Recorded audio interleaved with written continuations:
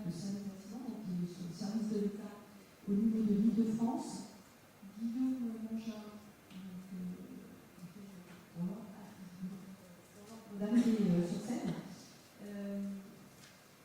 Adrien Arcade qui représente directeur de projet de Paris La Défense, qui représente un endroit en Île-de-France où il y a beaucoup de projets, un investissement absolument colossal. Ensuite, nous avons Guillaume Mangin qui représente là aussi les services de l'État, mais cette fois-ci spécialisé sur le logement, la DRIL. Et puis Jacques Baudrier, qui est, comme chacun sait, élu à la ville de Paris en charge du logement, et qui par ailleurs est notre président adoré. Alors, je vais commencer par toi, Véronique. Qu'est-ce que tu peux nous dire sur les actions de la CEOAT et la vision de la CEOAT pour cette évolution de la transformation de la. Merci, bonjour à tous. Alors, moi je dirais que de notre point de vue, à l'heure actuelle, au niveau national, on n'a pas encore le dispositif, l'arsenal réglementaire qui nous permettrait vraiment d'agir de manière massive sur le sujet, la transformation de locaux obsolètes. Néanmoins, on a quand même des leviers pour agir, on a quand même des opportunités. Donc tout à l'heure, on a déjà abordé un petit peu dans la séquence précédente des opportunités économiques. Moi, je vais vous parler aussi des opportunités environnementales et énergétiques qui nous semblent importantes et sur lesquelles on est d'ores et déjà actif et voilà, on essaye d'impulser un mouvement pour que l'ensemble des partenaires suivent le mouvement. Alors, l'opportunité environnementale, elle est complètement stratégique, on l'a déjà un petit peu abordé tout à l'heure. On est quand même dans une région assez dense, on est appelé à travailler sur la reconstruction de la ville plutôt que sur le fait de continuer à l'urbaniser. Donc, on est complètement dans le cœur du sujet avec une politique publique qui nous anime tous et sur lequel on doit s'appuyer puisqu'on est, de notre point de vue, sur un sujet qui touche à la fois l'urbanisme et le bâtiment. Alors, moi je dirais que d'un point de vue environnemental, l'intérêt aussi, l'opportunité, c'est pour le bâtiment existant de trouver une seconde vie. Et si on s'intéresse au sujet du bilan carbone, pour le bâtiment neuf, on voit bien que la réglementation environnementale 2020, qui a mis en place les analyses en cycle de vie, je dirais que pour le bâtiment, elles sont quand même pesantes. Enfin, voilà, le bilan est lourd, on est sur la nécessité d'extraire du matériau, de construire, voilà, ça coûte cher, ça prend du temps, etc. Et du coup, de ce point de vue-là, le bâti existant, lui, il a l'avantage d'être déjà là, on en a beaucoup en Île-de-France, et même si on n'a pas aujourd'hui pour le bâtiment existant une réglementation environnementale de même niveau que celle de la RE 2020, on peut y travailler et on avance dessus. Donc ça, je pense que c'était un point important à signaler, surtout dans le contexte francilien, où par ailleurs on a un foncier cher dans beaucoup d'endroits. Voilà. Donc il y a aussi l'aspect économie circulaire. Je cite au passage quand même, parce qu'on produit moins de déchets, bien sûr, quand on transforme du bâti existant, notamment lorsqu'il est obsolète, que quand on construit à partir de nous. L'autre sujet qui me semble important à citer, c'est l'opportunité énergétique et économique. Et pour ça, je vais vous citer une politique qui est importante pour nous à la DIUAT. C'est tout ce qui touche autour de l'application du décret éco-énergie tertiaire. Alors, j'ai été contente de voir tout à l'heure, en écoutant l'exposé précédent, que oui, sur le tertiaire, il y a quand même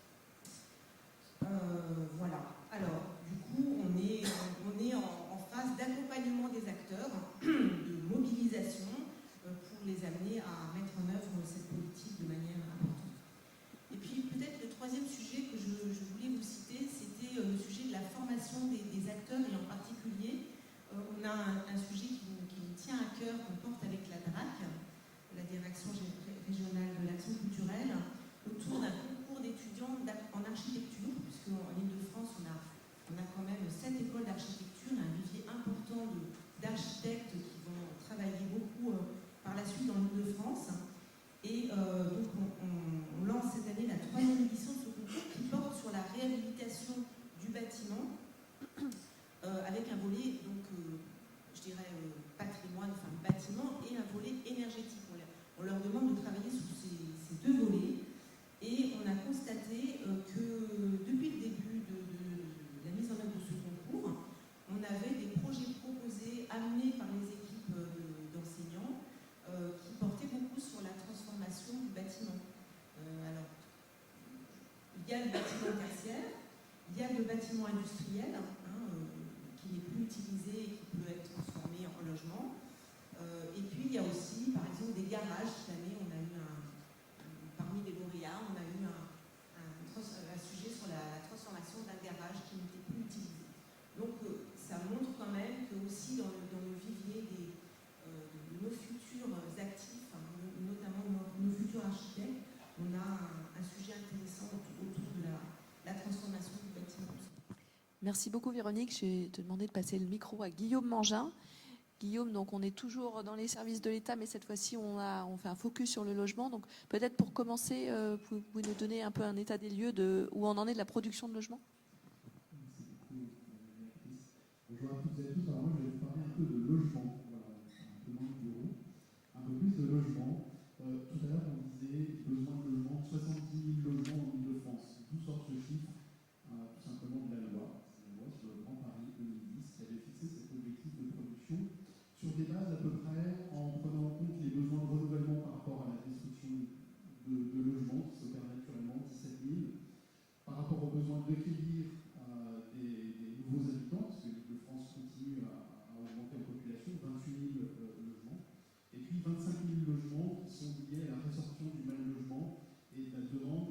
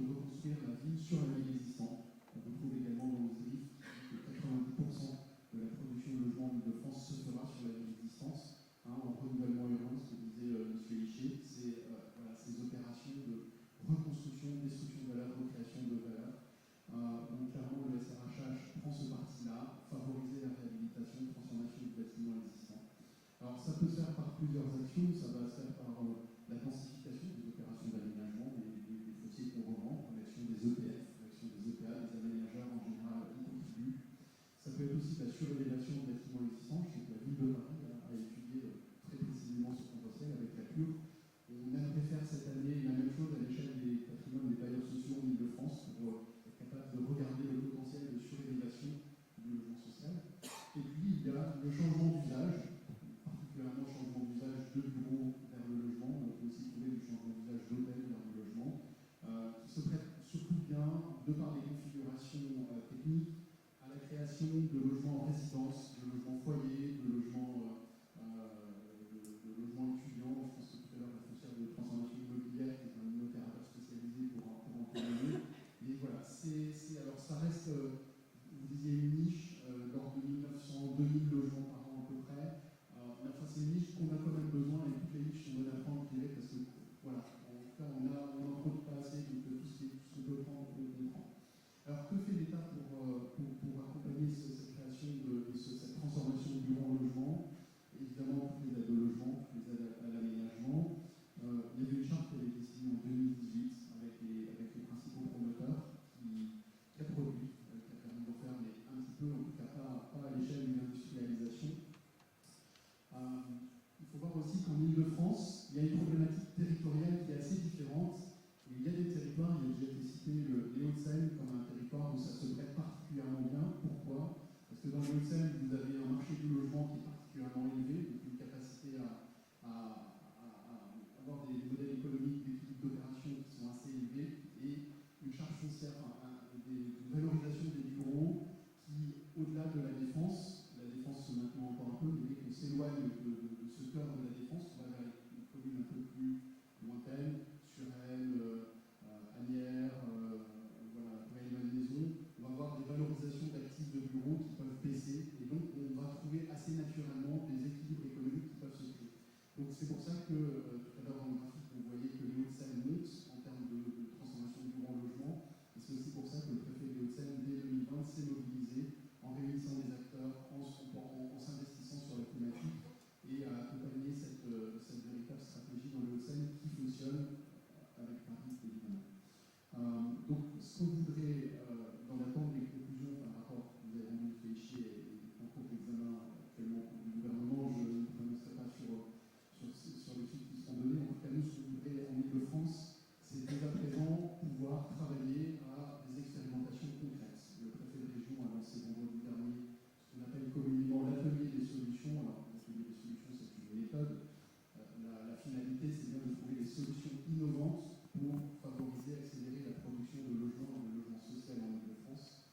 C'est une démarche qui est censée rassembler l'ensemble des acteurs qui participent et qui contribuent à la production de logements, qui vont travailler ensemble pendant ce printemps sous un format assez collaboratif pour faire émerger des solutions, travailler, réfléchir ensemble, construire ensemble, et puis ensuite les prototyper et les mettre en expérimentation. Et ça, on y tient particulièrement, c'est qu'il y ait une phase de mise en expérimentation des solutions qui sont imaginées à partir de la fin de l'année, à partir du mois de septembre, pour qu'elles puissent être conçues. Évidemment, si on cherche 3 à 4, 5 solutions, on pourra en faire beaucoup si on veut vraiment les expérimenter. Mais parmi ces solutions, on espère beaucoup que la transformation de bureaux en logement soit dans l'arsenal des solutions qui soient récupérées, et qu'on soit capable de trouver des élus, des opérateurs, des investisseurs qui ont envie d'aller expérimenter et d'aller un peu plus loin en matière de transformation du bureau en logement. Voilà ce que je dirais. En tout cas, c'est une thématique. Peut-être pour conclure, on a vraiment besoin d'élus aussi, parce que c'est eux qui ont la main sur l'urbanisme. Aujourd'hui, c'est eux qui donnent les permis de construire, c'est eux qui font les PLU. C'est vraiment eux qui permettront aussi d'aller plus loin sur cette problématique.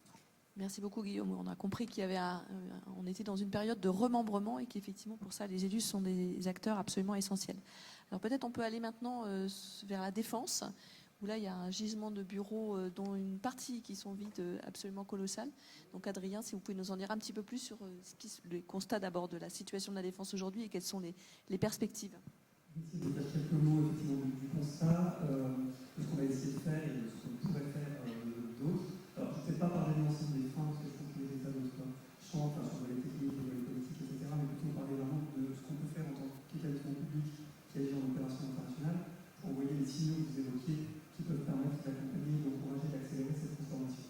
Alors, le constat, si vous voyez dans la presse tous les jours, il y a un peu de son cloches qui cohabitent un peu ces derniers temps. C'est le discours de l'effondrement qui dit effondrement des valeurs, vacances en explosion, bureau vide, puis même tout le discours sur l'image d'un quartier qu'on a vu totalement vide pendant le Covid, avec les effets de notoriété, de réputation que ça pouvait engendrer. Un discours plus récent, dont il faut également se méfier, qui a été pas mal porté ces derniers jours, qui est de dire on va regarder les résultats pris à bail en 2024, qui sont excellents, qui sont 60% au-dessus de la moyenne décennale. Est-ce qu'il faut y voir le signe de reprise? Alors, probablement qu'il y a une vérité un peu entre les deux qu'il faut aller chercher, parce que en fait, ces signaux de reprise, bon, voilà, ils ne sont que ce qu'ils sont de Donc peut-être, en termes de signaux, souligner le fait que l'établissement, sous ses différentes formes depuis des années, a tenu un discours constant en matière de mixité, en matière d'encouragement de la mixité, en matière d'encouragement de la rénovation, avec un résultat qui est pour le moins mitigé, et je vais y revenir. Pourquoi il y a eu cette position de l'établissement qui était à la fois dans le discours, en accompagnement, dans l'encouragement d'éléments stratégiques territoriaux qui sont portés, voilà, encore une fois, de longue date, et en même temps une volonté très forte, un positionnement d'établissement qui était dans l'accompagnement des initiatives, avec l'idée que l'urbanisme négocié, c'était la vocation du territoire, la vocation d'un territoire qui doit accueillir des initiatives économiques. Donc on sort d'un grand cycle, un cycle qui a été très favorable à pas mal d'acteurs, un cycle qui a apporté beaucoup de construction. Je vais donner quelques chiffres. Depuis 2018, il y a plus d'1 million de mètres carrés qui ont été livrés ou chantiers à la défense. Alors c'est des mètres carrés qui sont neufs, rénovés, restructurés. 1 million de mètres carrés dont 50% neufs, soit sur des nouveaux fonciers, soit par des démolitions en construction, avec beaucoup de démolitions en construction. Donc 30% sont le fruit de seulement 5 tourneurs. On a aussi des objets qui quantitativement, enfin en termes de nombre de permis, sont limités mais qui génèrent des volumes qui sont considérables. 40% quand même de rénovation et restructuration, bon, c'est pas rien, il y a quelques succès, je vais y revenir, et sans doute que là, il y a là les ferments d'un message pour la suite. Donc ce million de mètres carrés, il a répondu à la demande d'investisseurs qui voulaient faire des placements, parfois de preneurs qui avaient des attentes pour avoir, on va dire, des outils de travail qui soient un peu renouvelés, mais il a été à 95% passé. 95%, c'est ça la trajectoire qui est engagée, dans un contexte où malgré tout le discours de l'unicité qui est omniprésent, y compris de la part des acteurs immobiliers qui disent tous, moi j'ai fait un objet mixte, c'est ça qui est attendu par nos clients.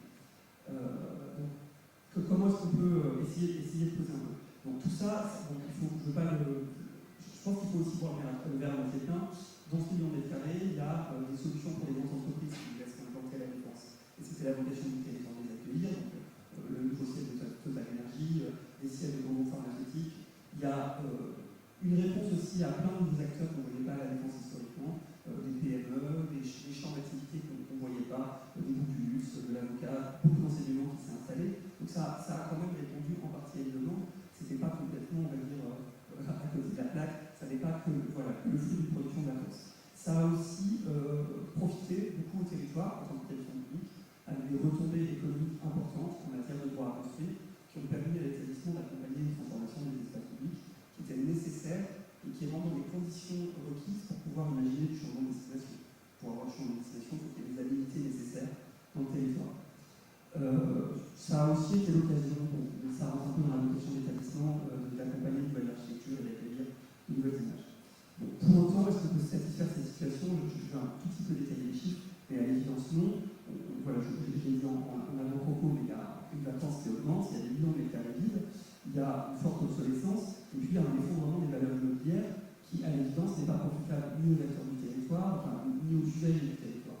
Donc les valeurs locatives sont fortement en baisse. Les mesures d'accompagnement sur les franchises de loyer sont également en très forte hausse, qui encouragent les baisses de valeur, et pour autant, on n'atteint pas encore la valeur qui permettrait d'accompagner l'habitation. Vous évoquiez tout à l'heure, M. Vichy, comme un déclencheur d'habitation.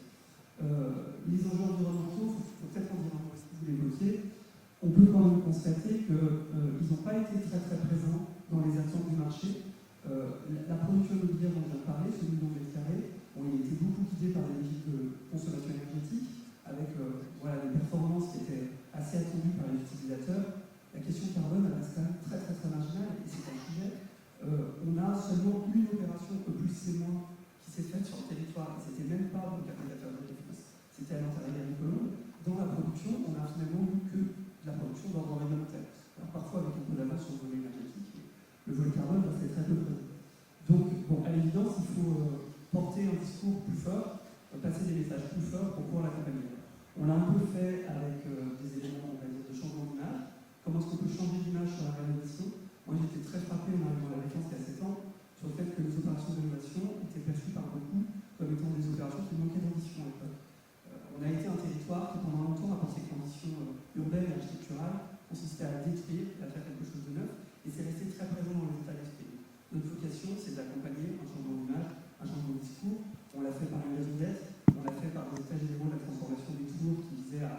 animer l'écosystème d'acteurs et construire un discours qui permette d'alimenter qui permet d'alimenter des visions différentes.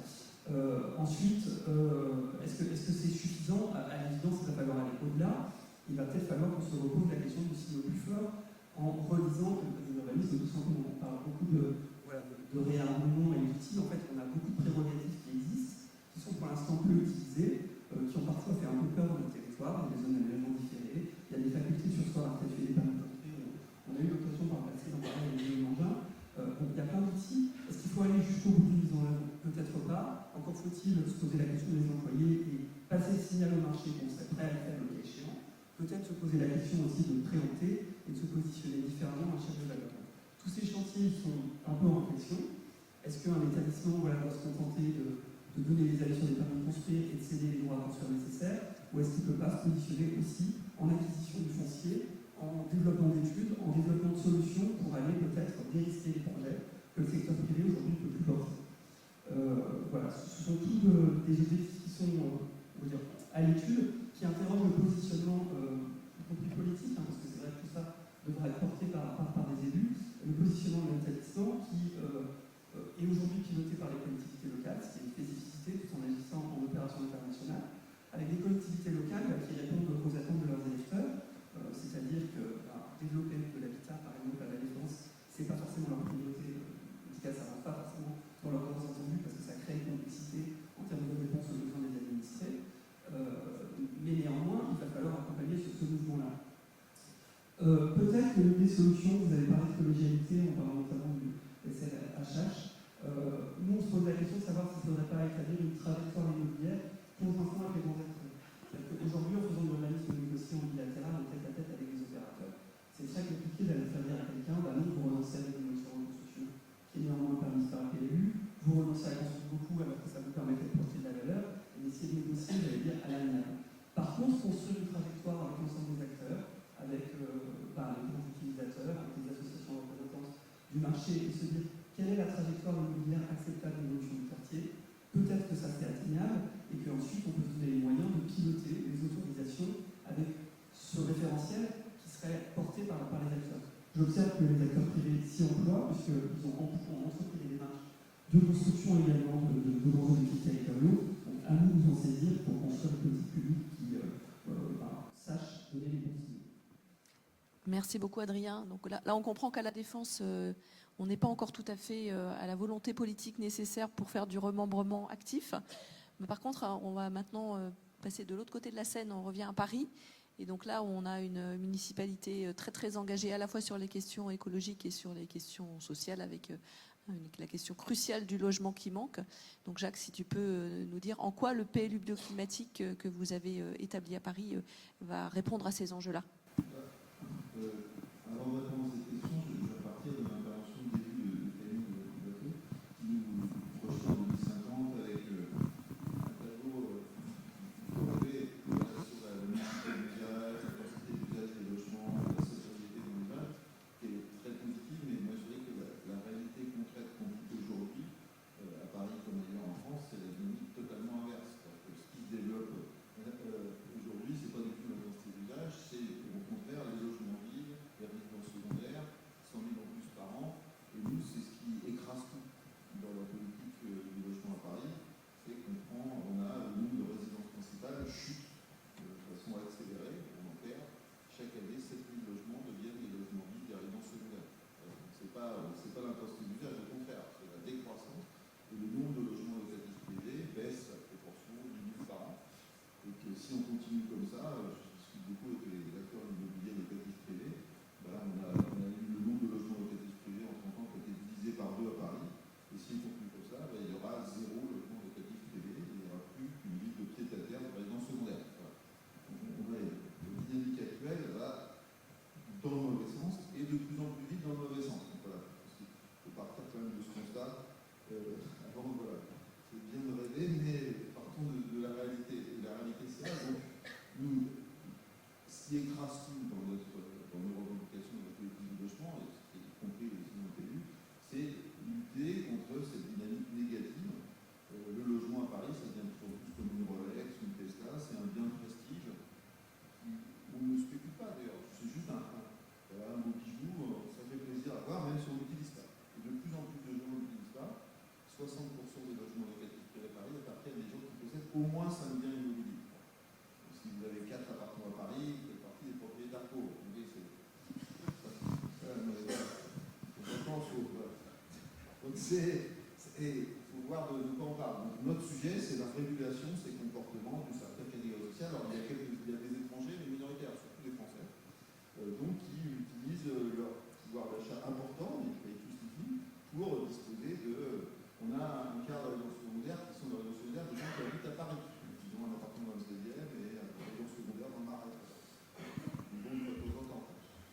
voilà, c'est réguler ces comportements qui sont massifs. On va dépasser sans doute cette année les 300 000 logements, c'est-à-dire que tout le 19e, le 20e, le 11e vide.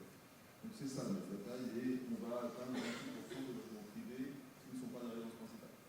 Donc ce phénomène qui est le même dans toutes les grandes villes de France d'ailleurs, à Nice, c'est important chez nous, voilà. C'est ça notre bataille numéro 1. Et donc là, il faut aussi dévaloriser. Moi, je suis très intéressé par le rapport de M. Vichet qui est lu attentivement. Et je partage tout à fait ses conclusions. Et donc, il faut dévaloriser, alors pas les actifs, j'y reviendrai, mais dévaloriser les usages qui sont contraires à l'intérêt général. Donc, notre revendication numéro 1, c'est augmenter la fiscalité sur la vacance et la résidence secondaire, comme l'ont fait la plupart des grands pays occidentaux, mais ceux qui pénalisent le moins, évidemment. Et peut-être à part les États-Unis, le Canada étant le meilleur dans ce. Et alors, on a réussi à convaincre pas mal de députés et sénateurs. Les sénateurs LR ont déposé les mêmes amendements que nous, les communistes, vous voyez, donc l'éventail de consensus va loin. Le gouvernement bloque toujours, ça s'arrêtait, ça serait bien, parce que si on n'obtient pas ça, toute notre politique ne servira, voilà, servira à quelque chose, mais ne sera, voilà, c'est. Et après, il y a le sujet de dévalorisation des actifs. Là, je reviendrai à ce que disait M. Vichet sur le bureau, mais c'est vrai aussi sur les logements. Parce qu'aujourd'hui, il y a un certain nombre d'acteurs. On a, nous, 60% des biens immobiliers privés qui sont des passoires thermiques, ESG. Et leurs propriétaires n'acceptent pas la dévalorisation de leurs actifs due au BPE et due à la loi climat et résilience. Aujourd'hui, les propriétaires de G, qui n'ont plus le droit de les considèrent que c'est trop cher pour eux de les rénover avec les aides de l'ANA, on va les augmenter. C'est vrai que c'est beaucoup plus cher. Donc, ils ne rénovent pas. On apporte à l'île de Paris une aide très importante en plus de l'aide à notre propriété. Donc on est en train de rénover plein de logements et ça va décoller de façon très importante. Très bien. Mais on ne rénove pas les G, on rénove les E. Et les G, on les rénove beaucoup moins que les autres. Beaucoup moins que la part du parc. On rénove plus les D que les G. Et donc les G, leurs propriétaires veulent les vendre au prix du D. 30% trop cher. Donc on a nos bailleurs, nous on en achète. Notre but est de les acheter pour les rénover. On arrive en négocier quelques-uns, heureusement. Mais il y en a beaucoup que leurs propriétaires font de la rétention.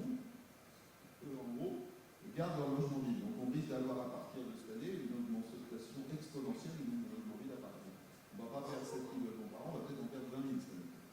Et à l'échelle française, on risque de perdre pas 100 000 logements vacants et dans cette plus, mais peut-être 200 ou 300 000 cette année.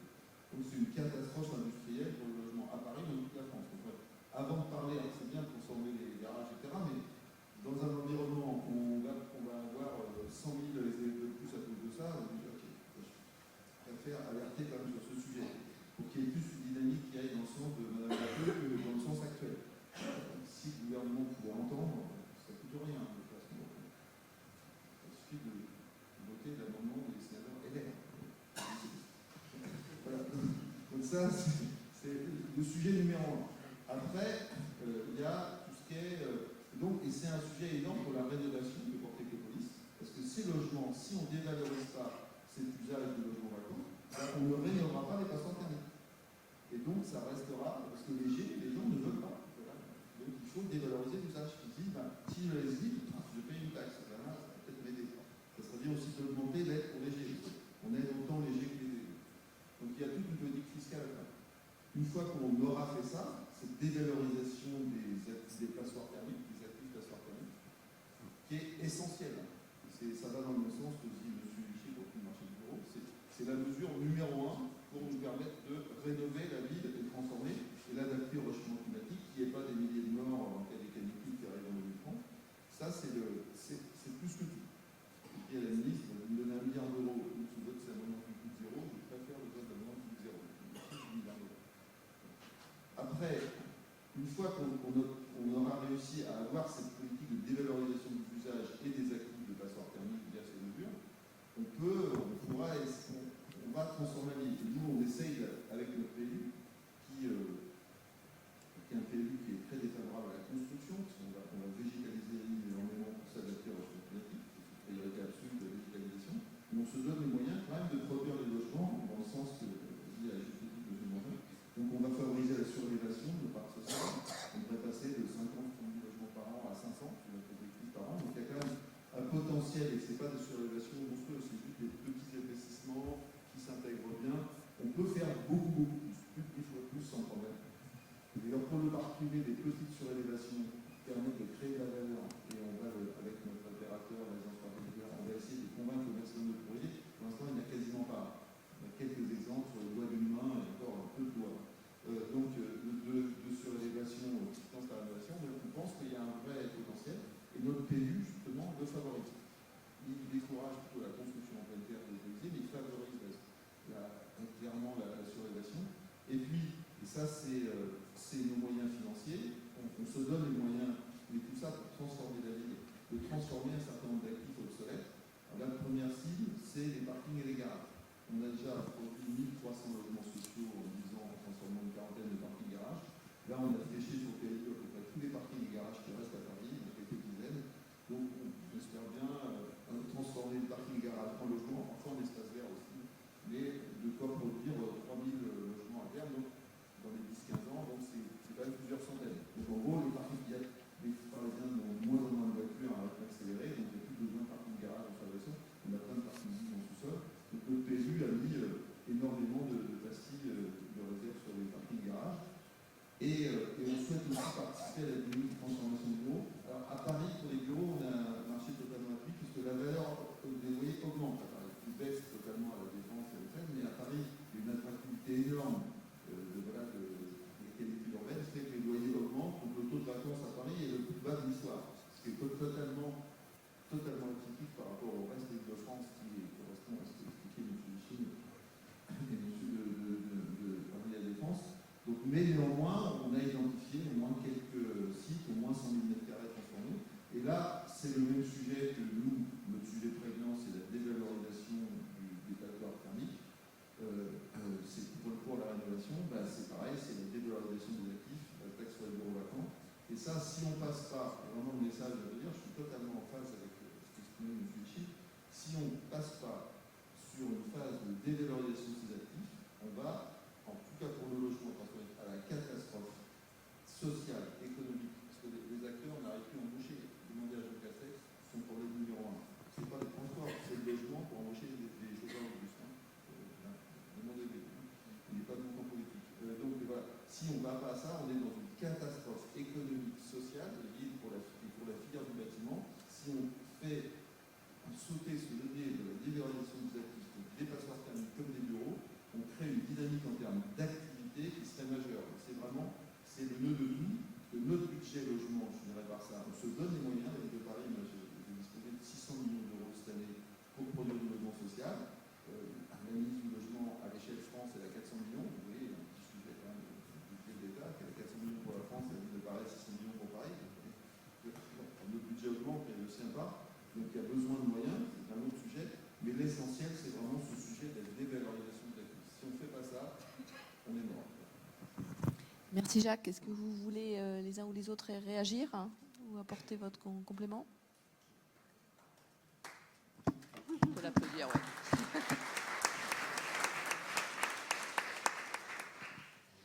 Donc on a vu que le sujet, c'est ce que vient de nous expliquer brillamment Jacques, c'est effectivement bien de transformer, mais qu'il faut commencer déjà par rendre disponibles ces fameuses passoires thermiques qu'on veut transformer. Donc ça, c'est le sujet de base pour accélérer le mouvement.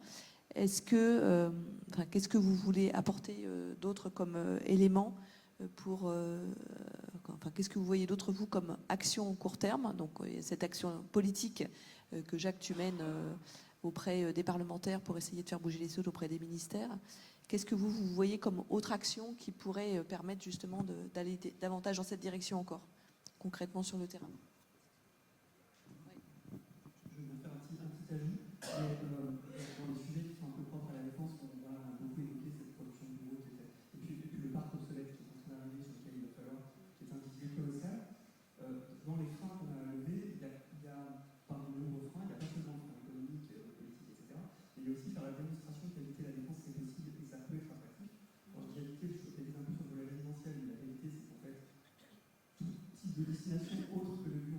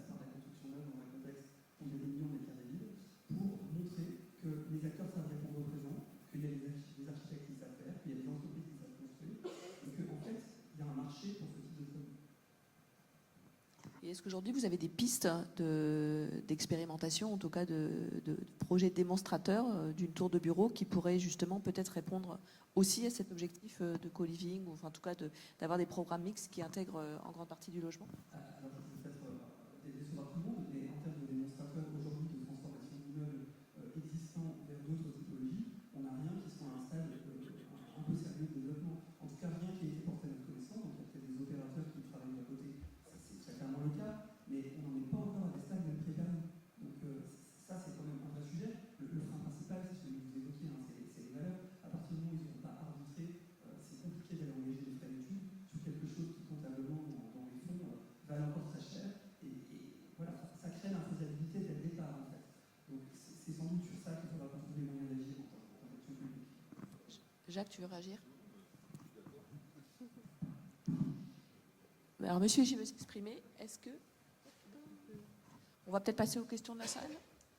Parce que j'imagine que vous avez des tas de questions à poser à nos intervenants. Donc, je vais laisser la place à Brigitte qui va animer la session questions-réponses, à la fois pour cette table ronde et pour la précédente. Mais avant, on va laisser monsieur Ishii s'exprimer. Ce qui a été dit est très intéressant, c'est illustratif. Je voulais simplement souligner quelques points qui me paraissent essentiels. Le premier, mes travaux pour la petite histoire ont été plus suivis et plus valorisés au fond à Bercy que vous savez longtemps. Bon. Et la raison pour laquelle Bercy s'est fortement intéressé, et de rendre compte de 15 jours pratiquement de conclusion, c'est que, parti comme on est, si tout ce qui a été dit là ne se réalise pas, on est parti pour produire des dizaines et des dizaines de friches qui vont rester dans un état déplorable pendant des années.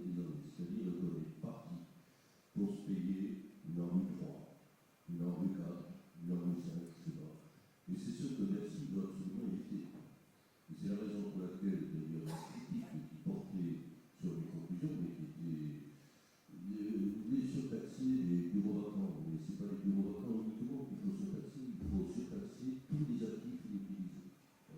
C'est ça la ligne de départ du cabinet du ministre. Voilà, c'est ça.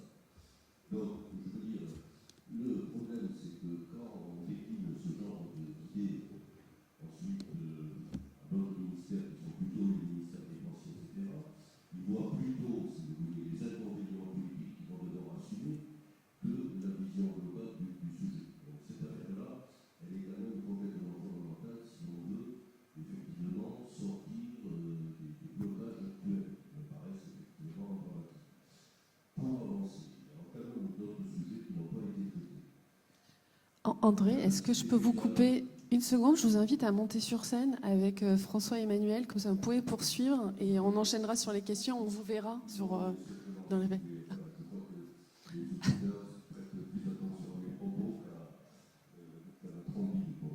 Mais globalement, si vous voulez, il y a d'autres sujets qu'il faut traiter et qu'on aurait pu commencer à traiter si on avait été raisonnable dès le mois de septembre. Et je sais que par exemple, aussi au côté de logement, que le préfet de cette était tout à fait partant, il faut travailler sur les normes de construction pour arriver à faire converger la possibilité de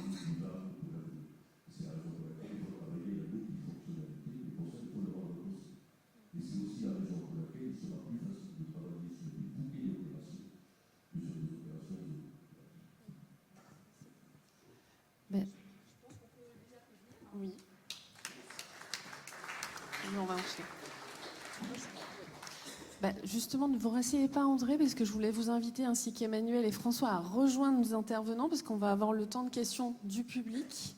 Un micro va passer si tu en as un, Myriam, sinon je te donne le mien.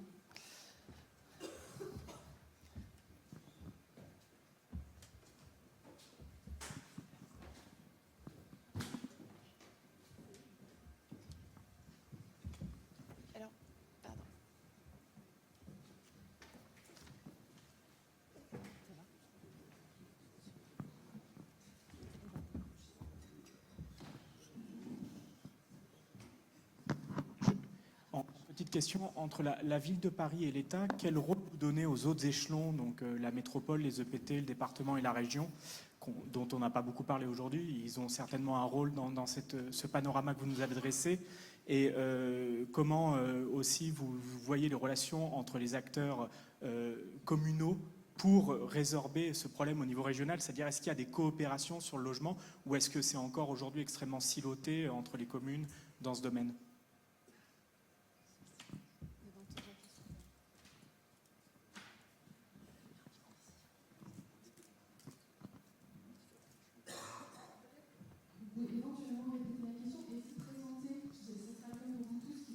Alors, je m'excuse, André Hichet me disait un mot. Là, votre question, c'est sur les rôles des collectivités là-dedans? Oui, c'est ça. Et puis les autres échelons, métropole du Grand Paris, département. Alors, les rôles des collectivités, il y a plusieurs rôles. Il y a les collectivités maîtres d'ouvrage, donc, qui ont le pouvoir de droit de l'urbanisme, qui sont les communes ou certains EPCI, donc ont quand même un rôle essentiel pour définir les règles, les réserves, les règles de constructibilité. Donc c'est le cœur, je pense, de la compétence des collectivités. Et puis l'engagement financier dans la transformation. Donc c'est ce qu'on essaye de faire à Paris, mais c'est plutôt notre rang de collectivité qui doit être moteur là-dedans, hein. Puis il y a bien sûr les aménageurs comme à la Défense.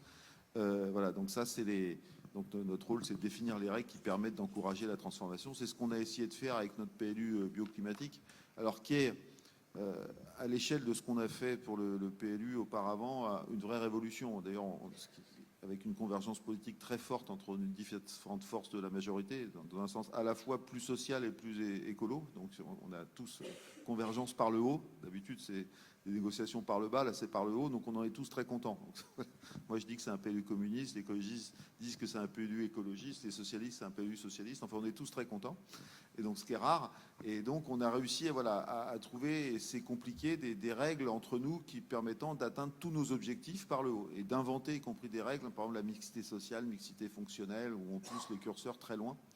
Donc on est assez fiers de ce qu'on a fait. Comme on y a passé 4 ans, si on n'était pas content du résultat, ce serait un peu déceptif.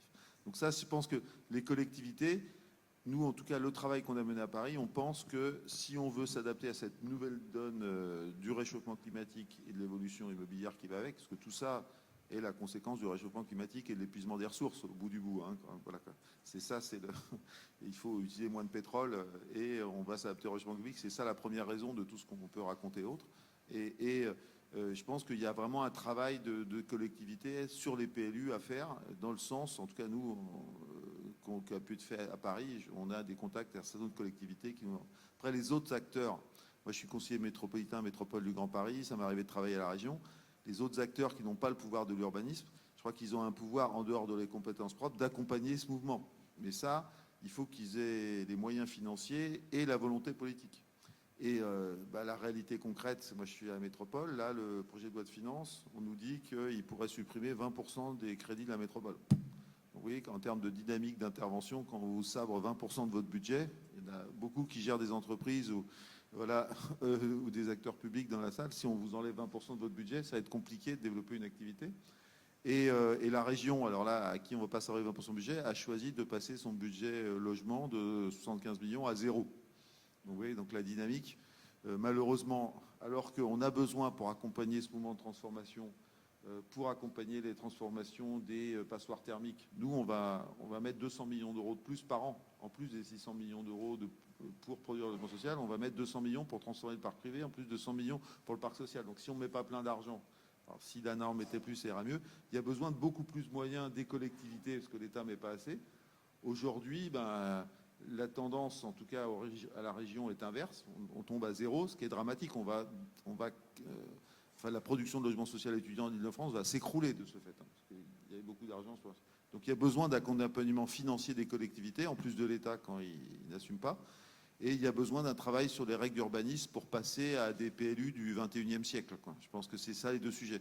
Mais donc, en tout cas, sur l'aspect financier, nous, on essaye de prendre nos responsabilités à Paris. On voit, je connais un certain nombre d'acteurs, ce qui est en train d'être voté au projet de loi de finances est catastrophique, hein, va réduire l'intervention dans l'urbanisme, l'aménagement et le logement massivement des collectivités. À Paris, on s'en est donné les moyens en augmentant de façon très conséquente les impôts qui étaient très bas, mais les autres n'ont pas à avoir soit les capacités fiscales, soit les potentiels d'augmentation d'impôts les mêmes que nous. Donc on va être dans une dynamique, en tout cas si on reste dans ces équilibres financiers-là politiques, d'une chute massive de l'intervention des collectivités dans les domaines dont on parle ce matin, ce qui est une très mauvaise nouvelle, mais je m'excuse d'avoir des mauvaises nouvelles, mais en tout cas, la réalité concrète, c'est ça.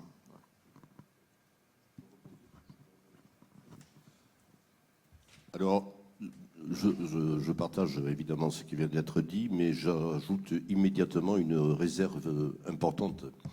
Hein, c'est que, me semble-t-il, dans une large mesure, les problèmes parisiens sont presque orthogonaux, je dirais, vis-à-vis des problèmes que l'on retrouve à l'échelle de l'Île-de-France, mais qu'on retrouve aussi à l'échelle nationale. Voilà. Et de ce point de vue, il me semble qu'il faut souligner un point. C'est la différence qui existe substantiellement, si vous voulez, entre le mode de production historique de la ville, qui consiste, comme je le disais, à transformer des champs de betteraves en nouveaux quartiers, hein, en faisant des opérations de lotissement et autres. Et ça, honnêtement, c'est le sujet de la collectivité territoriale de voir ce qu'elle veut faire. La transformation des actifs à grande échelle, et là on parle de dizaines de milliards d'euros d'actifs à transformer, ne serait-ce qu'à l'Île-de-France, on voit bien qu'il y a quand même une dimension nationale, qu'on le veuille ou pas. Parce que tout à l'heure, j'évoquais la problématique du refinancement de l'ANRU, etc. On voit qu'à un moment donné, cette question, elle est tellement lourde qu'elle devient nécessairement nationale. C'est un peu ce que vous dites d'ailleurs. Et dans ces conditions, il faut envisager probablement, je veux dire, parce que ce que vous avez dit à Paris, volontariste, etc., ce qui est très vrai, bon, tout à fait entre nous, ce n'est pas le cas partout. On sait bien qu'il y a une problématique, par exemple, de la transformation du tertiaire en résidentiel, qui est liée à des questions de politique de peuplement. Bon, je ne m'étends pas là-dessus. En fait, fondamental, ça peut constituer un obstacle. Bon, moi, je pars du principe que lorsque des projets viables, raisonnables ont été déposés, il peut y avoir une période d'instruction, de modification, etc., qui peut durer 2 ans, enfin, bon, quelque chose comme ça. Après, il ne faut pas non plus laisser s'enquister des sujets qui vont devenir progressivement ingérables, voilà, et non finançables. Donc, je pense que là, honnêtement, la problématique se pose différemment. Voilà. Donc, toutes ces questions emmènent à repenser l'urbanisme de la même manière que quand, dans un tissu, on décide de gérer simultanément une dizaine de projets de transformation pour trouver des équilibres, parfois en densification, parfois en renaturation, etc. Eh bien, ça suppose que, bien sûr, l'avis de la collectivité soit pris en compte, mais que ce soit un avis simple, par exemple. Bon. Dernier point qui est fondamental, encore une fois, il ne faut pas penser de manière centrale et unique transformation de bureaux en logement. Il faut penser monofonctionnel, diversité d'usage. Je crois que c'est ça qui est quand même la question de fond. Merci. Est-ce qu'il y a d'autres questions dans la salle? Pas? Non, pas de main levée. Est-ce qu'éventuellement, pour les participants là, vous qui êtes sur scène, vous avez des sujets sur lesquels vous souhaiteriez poursuivre ou éventuellement compléter? Si vous me permettez de rebondir sur le rôle des collectivités, qui, pour moi, me paraît aussi fondamental. Et pour redire dans d'autres mots ce que vient de dire André Hichet, aujourd'hui, cette politique de transformation d'usage est vraiment à la main des élus locaux, des maires. On voit ce que ça donne à Paris, mais Paris n'est pas le reste de l'Île-de-France de ce point de vue-là. Un petit peu aussi dans les mains des élus des EPT ou des EPCI, puisqu'ils ont en main l'urbanisme, le PLU, ils ont en main les permis de construire. Il faut aussi savoir que cette fabrication, l'arrivée de nouveaux habitants ça doit s'accompagner généralement de services supplémentaires, d'écoles, de clubs, de locaux associatifs, de budgets de CCAS, etc. Et que tout ça a un coût pour les collectivités. Et la Cour des comptes a rendu un rapport, je crois que c'est la semaine dernière ou il y a 2 semaines, qui pointe précisément sur les finances des collectivités, qui a une déconnexion entre les recettes fiscales, avec la suppression de la taxe d'habitation, avec la taxe foncière finalement qui n'est plus perçue sur le logement social pendant 25 ans, et avec des différés sur la taxe foncière du logement privé.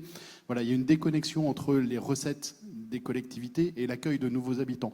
Donc il faudra aussi réfléchir, si vous me permettez, je crois que c'est dans votre rapport, à comment est-ce qu'on réintéresse les élus locaux à l'accueil et à l'arrivée de nouveaux habitants, notamment dans ces transformations et changements d'usage. Le risque évident et qu'on perçoit déjà très, très clairement, mais ça touche tout le pays et ça touche le pays dans tous les domaines. Il faut quand même être lucide là-dessus. C'est une forte tentation malthusienne. En réalité, c'est une tentation malthusienne qui consiste à dire on investit moins, on va développer moins, on va accueillir moins de population, etc. Parce qu'on ne veut pas faire basculer les équilibres électoraux, etc. Donc tout ça, c'est des sujets qui méritent d'être pris pour ce qu'ils sont, c'est-à-dire des véritables obstacles, dans certains cas, pas dans tous les cas. Voilà. Je reviens à un dernier point. Je vous disais, les Anglais, grands pragmatiques. Eh bien, ils ont décidé que pour les 10 ans à venir, les opérations de transformation d'actifs existants, ce n'est pas des terrains vierges, des actifs existants, eh bien, ça passe par une procédure de déclaration préalable. J'ai bien dit de déclaration préalable. Voilà. Pour rebondir, mais on est d'accord tous les trois, sur...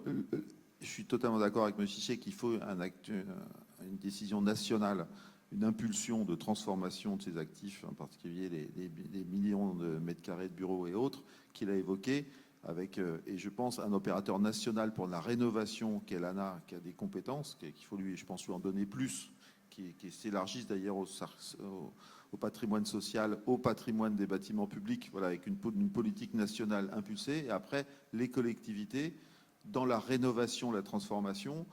Nous, on le voit, c'est parce que pourquoi on va faire exploser le nombre de rénovations de logements privés à Paris, qui va être multiplié, qui va passer de 2000 en 2024 à 5000 cette année, puis très probablement au-delà vers 15 000 par an. Ça va faire du boulot pour les maîtres d'œuvre, un peu de bonnes nouvelles quand même dans la salle. Beaucoup de boulot qui vont être engagés à partir de 2027.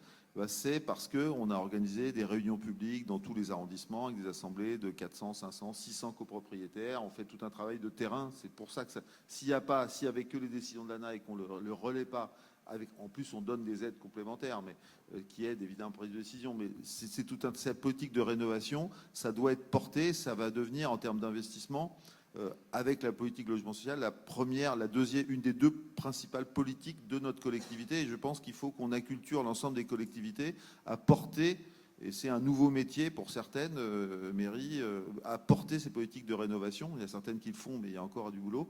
Et donc c'est plus de boulot, plus d'investissement financier. Et puis c'est aussi toute l'adaptation de la ville, la végétalisation de la ville. Alors, ça nous concerne particulièrement un territoire très dense, mais ça concerne quand même beaucoup de villes en France. Eh bien, c'est aussi des politiques de végétalisation qui veut dire, c'est tout un... Là, on a complètement transformé. On va planter cet hiver en tout dans les rues 1000 arbres de Paris, 1000 arbres.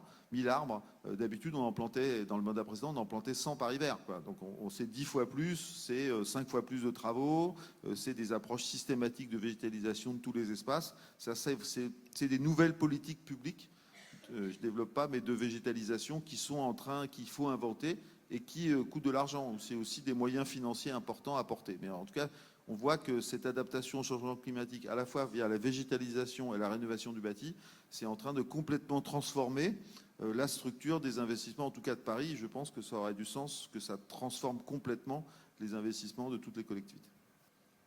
Merci. Je crois que, de fait, on a une question.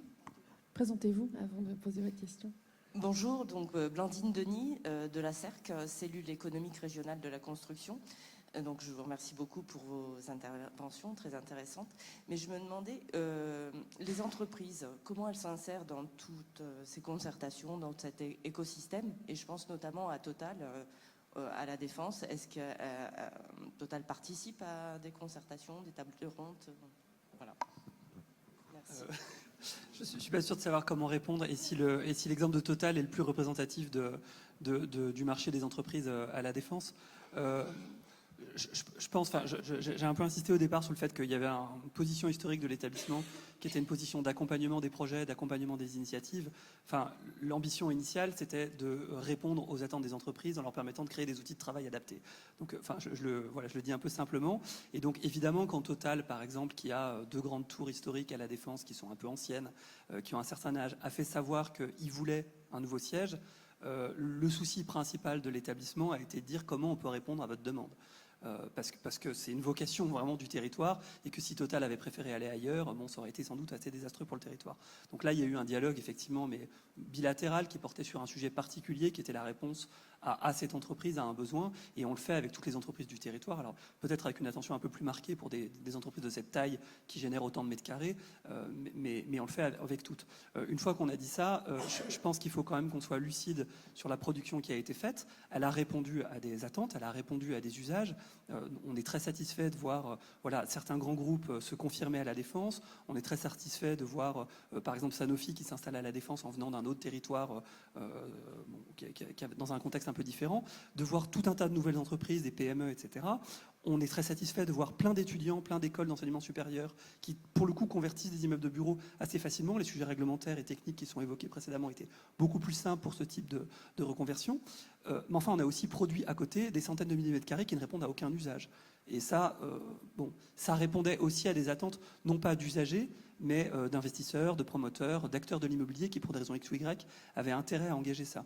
Est-ce que notre responsabilité ne serait pas d'essayer de réduire un peu cette alimentation? Enfin, je ne sais pas si je réponds à votre question, mais ce que je veux pointer par là, c'est que sans renier notre vocation de répondre à des attentes des entreprises sous toutes leurs formes, que ce soit des acteurs de l'immobilier ou des usagers finaux, il faut qu'on soit attentif à ce que tout ça ait un sens et rentre dans une trajectoire qui répond à un vrai besoin d'usage.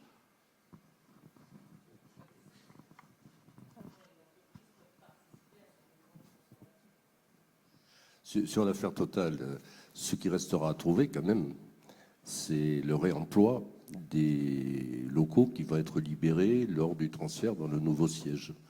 C'est quoi, en gros, les chiffres que j'ai en tête pour Total sur la Défense, c'est 230 000 mètres carrés à reconvertir. Je ne suis pas trop éloigné de la vérité. Voilà. Donc ça, c'est quand même un petit sujet. Il y a un autre sujet qu'on n'a pas du tout abordé d'ailleurs, c'est amusant au cours de l'échange depuis ce matin, c'est la question du tissu industriel adapté justement à ce chantier. Ce qu'on voit se profiler à l'horizon, et d'ailleurs le ministre de l'économie et des finances a fait dans je ne sais trop quel support une déclaration qui est passée un peu inaperçue. Parce qu'il a affirmé, d'une part, la priorité du gouvernement, c'est la transition écologique, c'est la transition énergétique, etc. Voilà. Et il a rajouté ce qui signifiera que les entreprises concernées devront accepter une baisse de leurs objectifs de rentabilité, de rendement. Voilà. Et c'est passé comme une lettre à la poste. Bon. Ça signifie quoi, globalement? Ça signifie que l'idée selon laquelle des financements publics, des subventions publiques vont venir compenser exactement le surcoût lié, disons, à la performance énergétique et autres, c'est une fausse idée. Et ça veut dire aussi que, par exemple, moi j'en sais quelque chose, j'ai utilisé massivement le système des certificats d'économie d'énergie. En disant j'ai dû récupérer 250 millions d'euros de certificats d'économie d'énergie financés à l'époque par EDF. Bon, ça veut dire concrètement qu'il y a toute une série d'opérateurs, des thermiciens, en fait des énergéticiens, qui ont au fond se sont développés largement sur des systèmes de subvention publique. Et ce système de subvention publique va quand même être mis à rude épreuve, pour ne pas dire plus, au cours des prochaines années. Et c'est là qu'intervient la problématique du tissu économique, du tissu industriel adaptés à ces immenses chantiers, vous l'avez dit, qui sont des chantiers de remise à niveau énergétique, mais qui sont aussi des chantiers d'adaptation immobilière.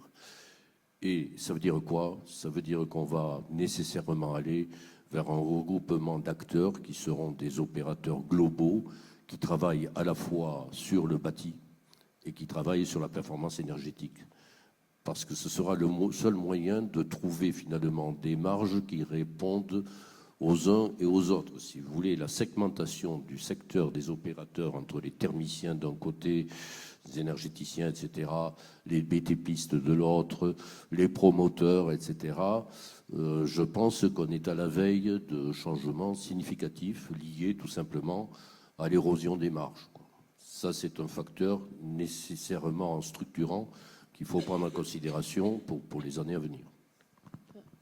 Je crois qu'on a une dernière question. Oui, l'érosion, Patrick Rubin, Canal Architecture, l'érosion des marches, c'est une belle image. Je suis toujours surpris dans nos réunions collégiales que le BTP français, qui est quand même assez puissant, dans le monde même, ne soit pas présent dans nos réflexions.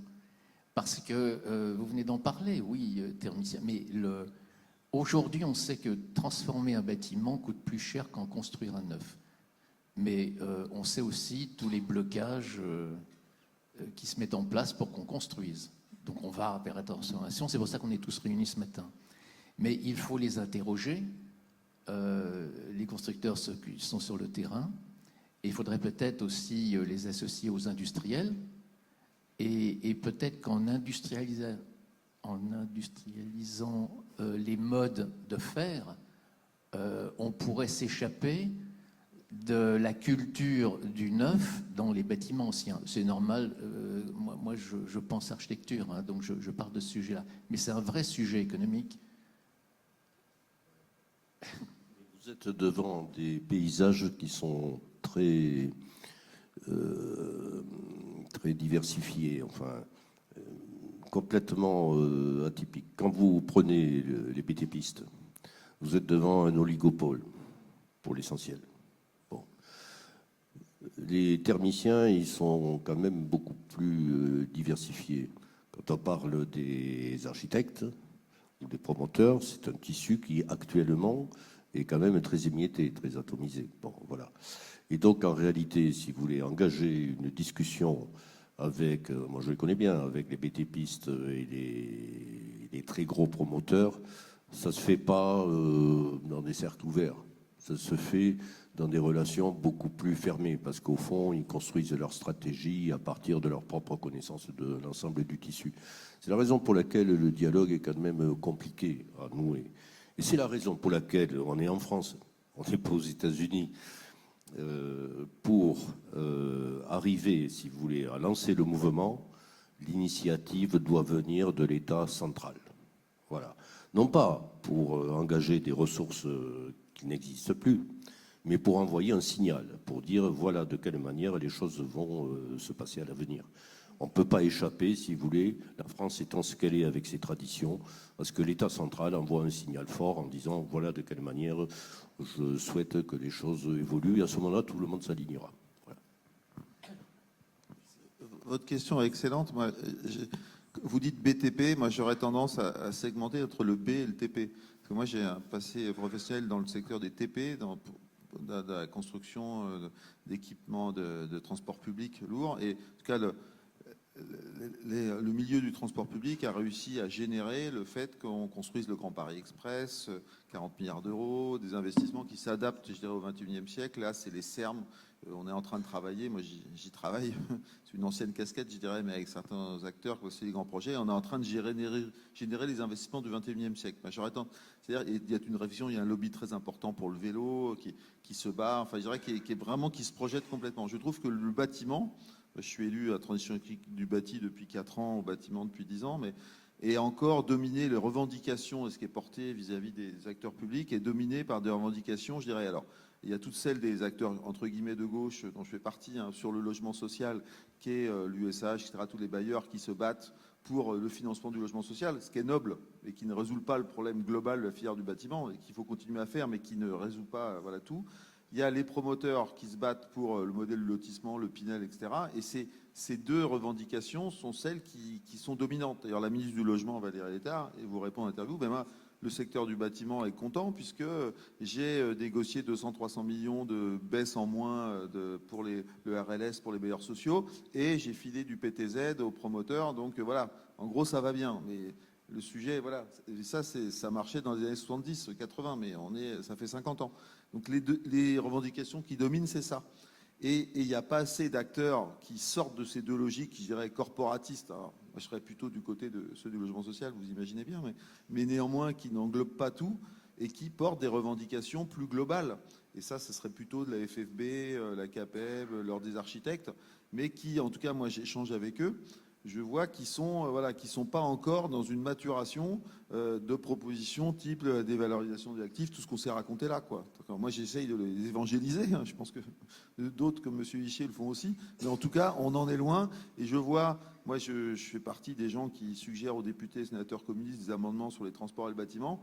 Ben, je vois les piles d'amendements au PLF, du TP, elles sont là. Le bâtiment, elles sont là, quoi. En tout cas, il y a en volume et en diversité des acteurs et de propositions. J'étais hier au congrès de la paille aussi, dans tous les boulots sur le biosourcé. Il y a beaucoup moins d'implication du secteur du bâtiment que du secteur des travaux publics. Voilà. Je pense qu'il y a un boulot collectif de tous ces acteurs à faire pour faire émerger, en gros, ce bâtiment du XXIe siècle au niveau de l'État, où il ne faut pas que la ministre nous dise « j'ai répondu à l'USH et la FPI et tout va bien ». Et c'est ce qu'il nous a raconté la semaine dernière, quoi.